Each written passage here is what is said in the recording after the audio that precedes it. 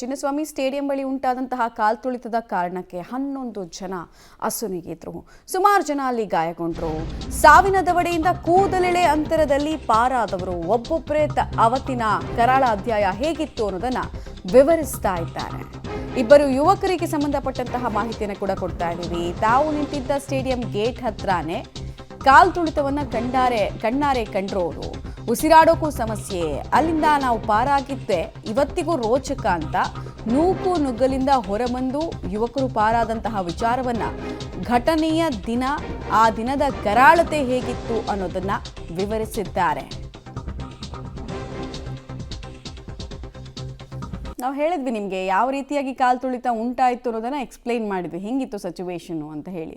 1-2.5 ಲಕ್ಷಕ್ಕೂ ಹೆಚ್ಚು ಜನ ಆ ಕಿಷ್ಕಿಂದೆ ರಸ್ತೆಯಲ್ಲಿ ಇದ್ದಿದ್ದು. ಸಹಜವಾಗಿ ಉಸಿರಾಡೋದಕ್ಕೆ ಬಹಳ ತೊಂದರೆ ತುಂಬ ಜನಕ್ಕಾಯಿತು. ಇನ್ನೂ ಈ ಸಾವಿನ ಸಂಖ್ಯೆ ಹೆಚ್ಚಾಗ್ತಾ ಇತ್ತು ಅನ್ನೋ ಆತಂಕ ಕೂಡ ಕೆಲವರಿಗಿತ್ತು. ಯಾಕಂದರೆ ಕೆಲವರೆಲ್ಲ ಅಲ್ಲಿಂದ ಆಚೆ ಬಂದರು, ವಾಪಸ್ ಬಂದರು, ತಪ್ಪಿಸ್ಕೊಂಡು ಬಂದರು. ಆ ಕಾರಣಕ್ಕೆ ಸುಮಾರು ಜನ ಉಳಿದ್ರು. ಇಲ್ಲಾಂದರೆ ಅವ್ರಗಳ ಸ್ಥಿತಿನೂ ಹೀಗೆ ಆಗ್ತಾ ಇತ್ತು. ಹೋಗಿದ್ದು 7ನೇ ಗೇಟ್ಗೆ ಹೋದ್ವಿ.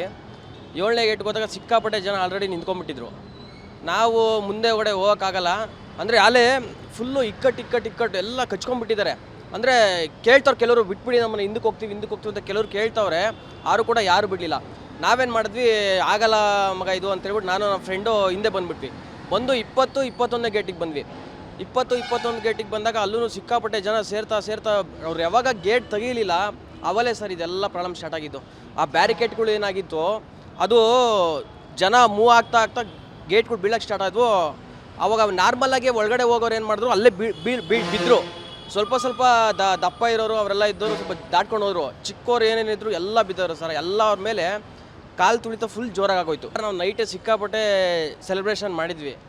ಮಾರನೇ ದಿವಸನೂ ಹೋಗೋಣ ಅಂತ ಫುಲ್ ಜೋಶಲ್ಲೇ ಹೋದ್ವಿ. ಆ್ಯಕ್ಚುಲಿ ಸಕ್ಕ ಸೆಲೆಬ್ರೇಷನ್ ಮಾಡೋಣ ಅಂತಲೇ RCB ಇದು ಅಂದ್ಕೊಂಡು ಫುಲ್ಲು ಹೋದ್ವಿ.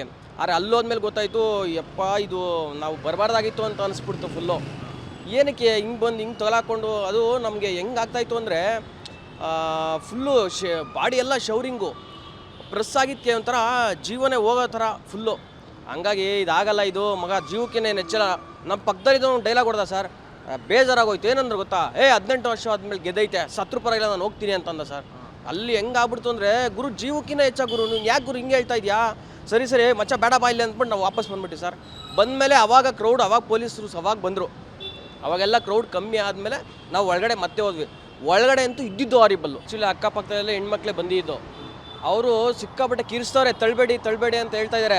ಅವ್ರು ಕೇಳ್ತಾ ಇಲ್ಲ. ತಳ್ತಾರೆ ಅಂದರೆ ಅವ್ರಿಗೆ ಹೋಗೋ ಇಂಟೆನ್ಷನು, ಹಿಂದೆಗಡೆ ಇರೋರಿಗೆ ಒಳಗಡೆ ಹೋಗ್ಬೇಕಷ್ಟೇ. ಆ ಥರದಲ್ಲಿ ಅವರು ಒಳಗಡೆ ಹೋಗಿ ಟ್ರೈ ಮಾಡ್ತಾಯಿದ್ರು. ಇವರಲ್ಲಿ ಸಿಹಾಕೊಂಡಿರೋರು ಹೋದರೆ ಸಾಕಪ್ಪ ಅಂತಲೇ ಇದ್ದಿದ್ದು. ಅಭಿಮಾನ ಇತ್ತು ಸರ್, ಅದು ಈ ಮಟ್ಟಕ್ಕೆ ಇದಾಗ್ಬಿಡುತ್ತೆ ಅಂತ ನಮಗೆ ಆಗಿರಲಿಲ್ಲ. ಆದರೆ ಜನ ಜಾಸ್ತಿ ಆದಂಗೆ ವಾಪಸ್ ಅಂತೂ ಬಂದಿದ್ವಿ ನಾವು. ನಾನು 21ನೇ ಗೇಟಲ್ಲಿದ್ದೆ. ಅಲ್ಲಿ ತುಂಬಾ ಕ್ರೌಡ್ ಇತ್ತು. ಎಲ್ಲಿ ಸರ್ಕಲ್, ಕಬ್ಬನ್ ಪಾರ್ಕ್ ಸರ್ಕಲ್ ಇದೆಯಲ್ಲ, ಮೆಟ್ರೋ ಸರ್ಕಲ್ ಹತ್ರ. ಬಟ್ 21ನೇ ಗೇಟಲ್ಲಿ ಆ ಥರ ಆಗ್ತಾಯಿತ್ತು. ಬಟ್ ನಾವು ಅಲ್ಲಿ ಜನ ನೋಡ್ಬಿಟ್ಟು ನಾನು ಈ ಕಡೆ 19ನೇ ಗೇಟಿಗೆ ಬಂದುಬಿಟ್ಟೆ. ಆಮೇಲೆ ಒಳಗಡೆ ಹೋದೆ. ಒಳಗಡೆ ಸ್ಟೆಪ್ಸ್ ಹತ್ತಕ್ಕೆ ಆಗ್ತಾಯಿಲ್ಲ. ಫುಲ್ಲು ಅಂದರೆ ಸ್ಪೆಟ್ಟು ಜಾಸ್ತಿ ಆಗ್ತಾಯಿದೆ ಬಾಡಿಲೆಲ್ಲ, ಸೆಕೆ ಜಾಸ್ತಿ ಆಗ್ತಾಯಿದೆ. ಪೊಲೀಸರು ಹೇಳಿದ್ರು, ಬೇಡ ಹೋಗಿ, ಇಲ್ಲಿಂದ ಆಗಲ್ಲ, ಎಲ್ಲ ಉಸಿರಾಡೋಕ್ಕೆ ತೊಂದರೆ ಆಗ್ತಾಯಿದೆ, ಹೋಗಿ ಅಂದರು. ಜನ ಕೇಳ್ತಾ ಇಲ್ಲ. ಬಟ್ 7-8ನೇ ಗೇಟ್ ಹತ್ರ ಸ್ಪೇಸ್ ಇಲ್ಲ. ಅಲ್ಲಿ ಒಳಗೋಕ್ಕೂ ಜಾಗ ಇಲ್ಲ, ಬರೋಕ್ಕೂ ಜಾಗ ಇಲ್ಲ. ಎಷ್ಟು ತುಂಬಾ ಕ್ರೌಡ್ ಇತ್ತು ಅಲ್ಲಿ.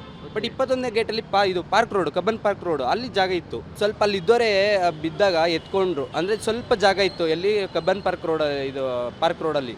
ಹಾಗಾಗಿ ಅಲ್ಲೇನು ಅಷ್ಟು ಸಮಸ್ಯೆ ಆಗಿಲ್ಲ. 21ನೇ ಗೇಟಲ್ಲಿ ಕ್ರೌಡ್ ಇತ್ತು, ತುಂಬಾ ಕ್ರೌಡು. ಹೆಂಗೆ ಅಂತ ಅಂದರೆ ಏನು ಮಾಡ್ತಾಯಿದ್ದಾರೆ ಅಂತಲೇ ಗೊತ್ತಾಗ್ತಿಲ್ಲ, ಆ ಥರ ಕ್ರೌಡ್ ಇತ್ತು. ಯಾಕೋ ನಾವು ಬಂದ್ಬಿಟ್ಟು ಇವತ್ತು ಬರಲೇಬಾರ್ದಾಗಿತ್ತು, ನಾವು ಇಷ್ಟು ಬಂದ್ಬಿಟ್ಟು ಹಿಂಗೆಲ್ಲ ಅನುಭವಿಸ್ಬೇಕಲ್ಲ ಅಂತ ಅನ್ನಿಸ್ಬಿಡ್ತು.